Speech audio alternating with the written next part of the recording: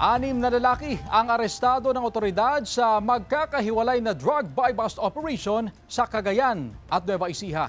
Nakaalerto, Jubal Fernandez. Arestado ang 3 lalaki sa drug buy-bust operation ng otoridad sa umunay drug den sa barangay Macanaya, Apari, Cagayan. Kabuang 13.5 grams ng hinihinalang shabu ang nakumpiska sa operasyon. Nagkakahalaga ito ng mahigit 91,000 pesos.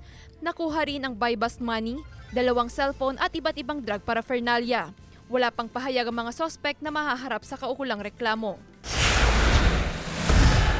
Sa barangay Maura ng parehong bayan, arestado ang 30 anyos na si alias Amor, na ayon sa PDEA isang notorious na drug pusher.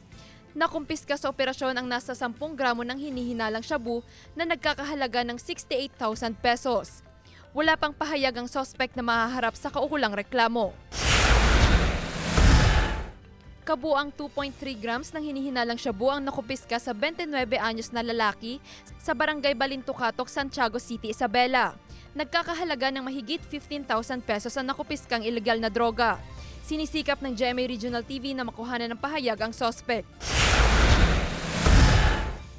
Arestado ang 46 anyos na lalaki sa drug buy-bust operation ng pulisya sa barangay Kasungsong, Gimba, Nueva Ecija.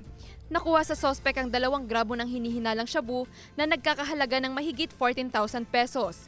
Wala pang pahayag ang sospek na nakapiit ngayon sa Gimba Police Station. Nahaharap siya sa kaukulang reklamo. Joel Fernandez, One North Central Luzon.